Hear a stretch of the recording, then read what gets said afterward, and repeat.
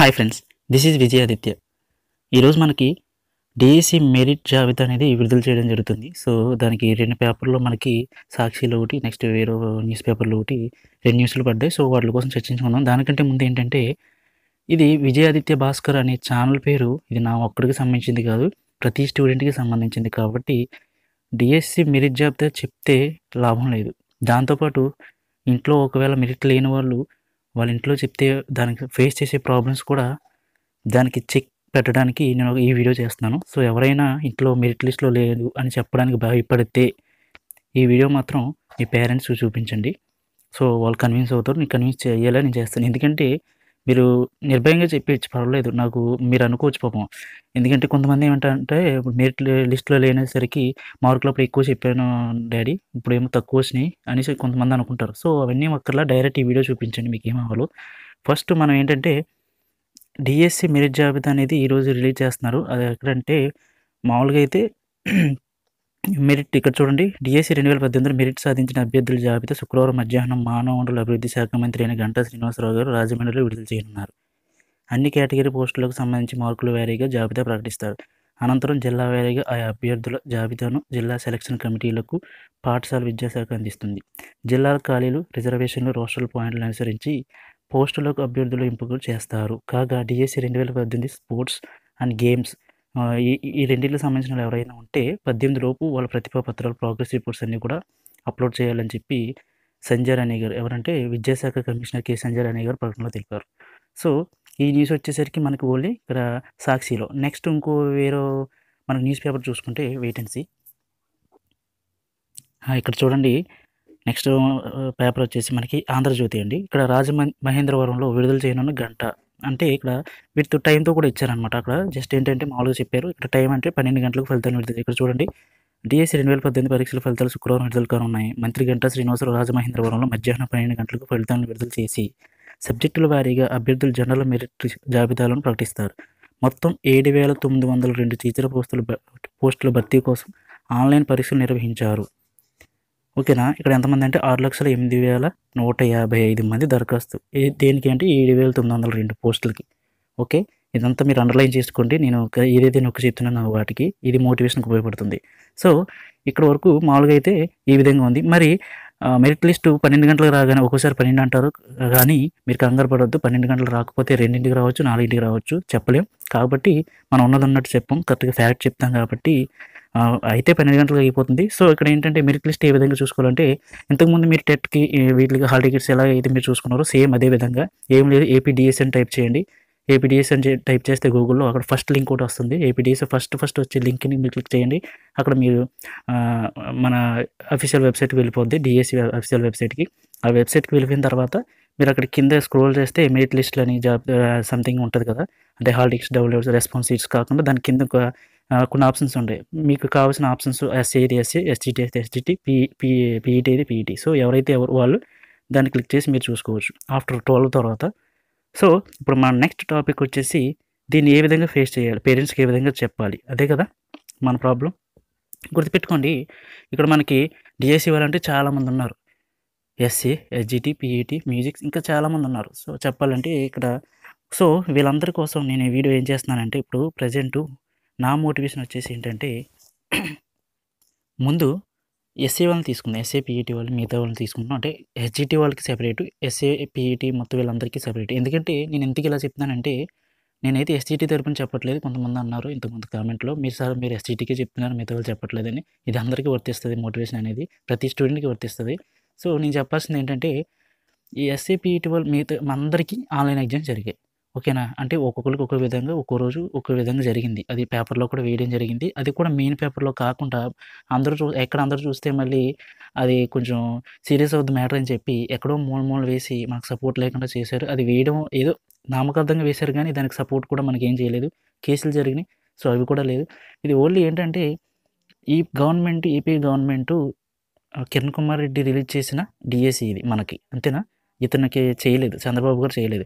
So, చేయలేదు. ఈ ఉన్న డీఏసీని పోన్లే తీశారు కదా అని చెప్పి దాన్ని రన్ చేయడానికి అమలు చేయడానికి చేశారు తప్ప, ఇతను అది కూడా మనస్ఫూర్తిగా ఏం చేయలేదు. ఎందుకంటే ఇతను ఒకవేళ చేశారనుకోండి, ఇతను అనుకున్న ఫస్ట్ 23,000 పోస్టులు ఇస్తా అన్నారు.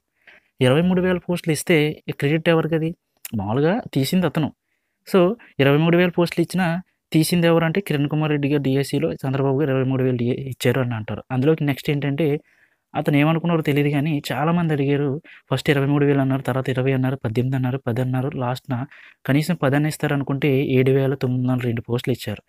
ఎంతమందంటే 6,08,155 మంది. సో, ఈ 2 అండర్‌లైన్ చేసుకోండి. ఈ 2 నంబర్సు. నేను ఎందుకు ఇలా చెప్తున్నానంటే 7,902 పోస్టులెక్కడ, 6,08,155 మంది ఎక్కడ, జనం ఎక్కడ. సో, ఫస్ట్ పాయింట్ అది. జాబ్ రాకపోవడానికి ఫస్ట్ పాయింట్ అది. రెండో పాయింట్ ఏంటంటే, ఇంకోటేంటంటే ఆన్‌లైన్ ఎగ్జామ్స్. ఆఫ్‌లైన్ ఎగ్జామ్స్ అనుకోండి, ఒకసారి మీరు పేపర్ తయారు చేసింది రెండోసారి మార్చడానికి ఉంటది. కానీ ఆన్‌లైన్ అనుకోండి, ఫస్ట్ రోజు ఏదన్నా ఎవరికైనా మార్కులు ఎక్కువొచ్చినాయి అనుకోండి, రెండో రోజు ఎగ్జామ్ ఏం చేస్తారో తెలుసా? ఈ ఆన్‌లైన్ ఎగ్జామ్ అయినప్పుడు ఎడిట్ చేస్తారు.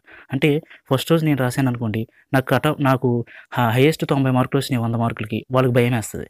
అందరికీ 90లు దాటేస్తే కట్ ఆఫ్ ఎలా తీయాలి అని చెప్పి పేపర్ ఇంత ఈజీగా ఉందని చెప్పి 18థ్ తారీఖు రాస్తే 19థ్ తారీఖున ఏం చేస్తారంటే వెంటనే ఆ పేపర్‌ని కొంచెం ఎడిట్ చేస్తారు. అంటే వాళ్ళ చేతిలో పనే కాబట్టి. ఎందుకో తెలుసా?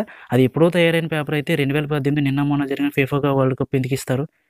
అంటే ఏంటంటే ఎడిట్ చేశారది. ఎప్పుడో జరిగింది కాదు. ఎప్పుడో తయారు చేశారు. బట్ కాకపోతే ఏంటంటే మనుషులు ఏ విధంగా రాస్తున్నారు ఎగ్జామ్స్ అని చెప్పి దానికి సంబంధించి ఎడిట్ చేయడం వల్ల ఏమైందంటే ఆహ్, మనకి విశ్వసనీయత, సప్రమాణత మీకు ఆల్రెడీ మీరు సైకాలజీ చదివి ఉంటారు. డీఎస్సీ స్టూడెంట్ ప్రతి ఒక్కరికి ఈ 2 మాటలు తెలియకుండా ఉండవు.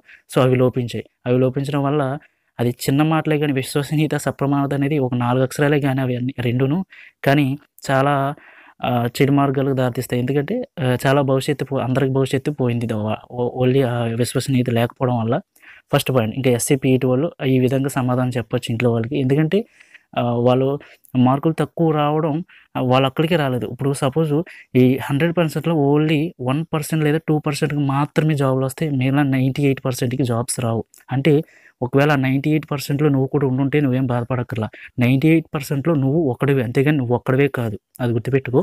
సో, నెక్స్టు ఇంకా ఎస్‌సీటీ విషయంకొస్తే ఇది మరీ దారుణం. ఎందుకంటే నేను దీన్ని సపోర్ట్ చేయట్లేదు గానీ, మీకు ఎస్సీ వాళ్ళకి, పీఈటీ వాళ్ళకి కూడా తెలుసు ఎస్‌జీటీకే బాగా అన్యాయం జరిగిందని. అన్యాయం జరిగిందంటే నేను ఎస్సీ వాళ్ళని, వీళ్ళని తిట్టట్లేదు. అంటే ఎస్సీ వాళ్ళు వచ్చినందుకు ఎస్‌జీటీకి జాబులు రాలేదా అంటే అది పూర్తిగా ఆహ్, అసలు అంగీకరించక్కర్లేదు. ఎందుకంటే చాలామంది ఎస్‌సీటీ వాళ్ళు అదే అనుకుంటారు. ఎస్సీ వాళ్ళు రావడం వల్లే మాకు జాబులు పోయినాయని. లేదు. ఎందుకంటే ఎస్సీ వాళ్ళకి పాపం ఒక సబ్జెక్ట్ మీదే దృష్టి పెట్టాలి. ఎస్సీ అయితే. కానీ ఎస్‌జీటీకి 13, 15 సబ్జెక్టులున్నాయి. అన్నిట్ల మీద దృష్టి పెట్టాలి. వాళ్ళు చేయలేరు. గవర్నమెంట్ ఏం చేసింది? ఎలాగే ఎస్సీ వాళ్ళు ఎస్‌జీటీ ఎగ్జామ్స్ రాయలేరు. మనకు ₹500 వస్తాయి. నెక్స్ట్ ఏంటంటే ఓట్లు కూడా గవర్నమెంట్ మీద మంచి ఇంప్రెషన్ ఉంటది ఎస్సీ వాళ్ళందరికీ. ఓట్లు కూడా మనకొస్తాయని చెప్పి 2 ఉద్దేశాలతో ఎస్సీ వాళ్ళకి ఎస్‌జీటీ ఛాన్స్ ఇచ్చారు. కానీ పాపం ఎస్సీ వాళ్ళు ఏమనుకున్నారు? చంద్రబాబు గారు మంచోరు డబ్బులు తీసుకుంటే ఏమైంది? ఎస్సీ కాకపోతే ఎస్‌జీటీ అయినా వస్తదని అనుకున్నారు. కానీ ఎగ్జామ్ రాసాక తెలుస్తది వాళ్ళకి. తెలిసి ఉంటది. ఎందుకంటే ఎస్సీకి, ఎస్‌జీటీకి సంబంధం లేదు. ఇంకోటి ఇదంతా బానే ఉంది. మరి ఎస్‌జీటీకి ఎస్సీ వల్ల చెడు జరిగిందంటే ఒక చిన్న పాయింట్ వల్ల. అంటే డైరెక్ట్‌గా కాదు ఇండైరెక్ట్‌గా జరిగింది. ఎలా అంటే మరి ఎస్సీ వాళ్ళు ఉన్నారనుకో కొంచెం పెద్ద ఏజ్. ఎస్‌జీటీ అంటే కొంచెం చిన్న ఏజ్. మరి ఎస్‌జీటీ బేస్ మీద ఎస్సీ వాళ్ళు కూడా ఎగ్జామ్ పెడితే వాళ్ళు రాసేసి ఎస్‌జీటీ వాళ్ళకి పోస్టులు లేకుండా ఉంటాయని చెప్పి పేపర్ కూడా ఎస్సీ వాళ్ళని దృష్టిలో పెట్టుకొని కొంచెం మెథడాలజీ అడిగాడు. మెథడాలజీ ఏంటి? సైకాలజీ ఏంటి అడిగాడు. టెక్స్ట్ బుక్‌లో ఉన్నదన్నట్టు కూడా అడగలేదు. ఆప్షన్‌లు కూడా మార్చేసాడు. అంటే ఏంటి? అక్కడ ఎస్సీ వాళ్ళు నష్టపోయారు. అసలు ఆ ఎస్సీ వాళ్ళకి పోనీ ఇచ్చాడు జాబ్ ఈ పోస్టులు రాసుకోమని. టైం సరిగ్గా ఇవ్వల. ఆ! క్లారిఫికేషన్ లేదు. పోస్టులు లేవు. ఇవన్నీ లేవు. ఇంకా ఎస్‌సీటీ వాళ్ళకంటారా?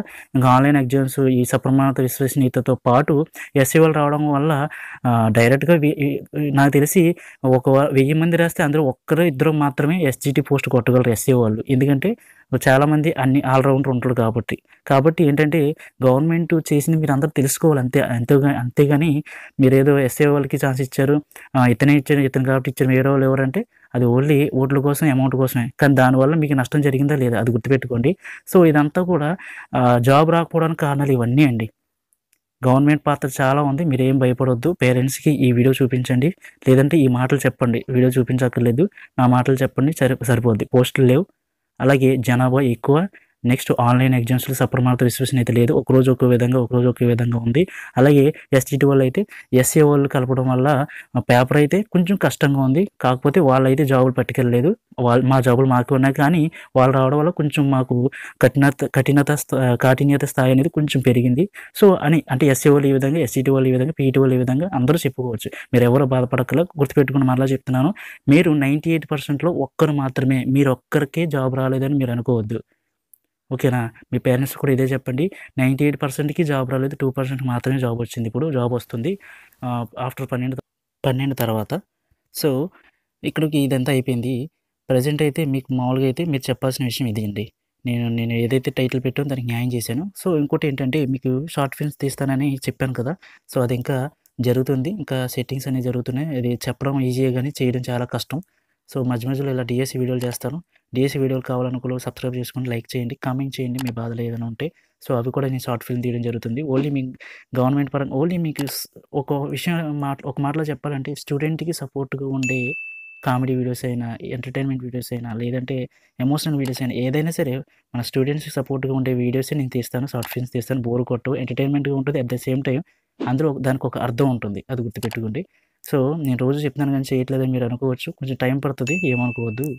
అందుకే మధ్య మధ్యలో ఇలా వీడియోస్ చేస్తున్నాను. మీకు ఇన్ఫర్మేషన్ కూడా ఇస్తున్నాను. సో ఈ 2 కావాలి, షార్ట్ ఫిల్మ్స్ కావాలి, ఇన్ఫర్మేషన్ కావాలి, జాబ్ అప్డేట్స్ కావాలనుకుంటే లైక్ చేయండి, కామెంట్ చేయండి, షేర్ చేయండి, సబ్స్క్రైబ్ మాత్రం చేసుకొని గంట ఐకాన్ ప్రెస్ చేయండి. Thank you.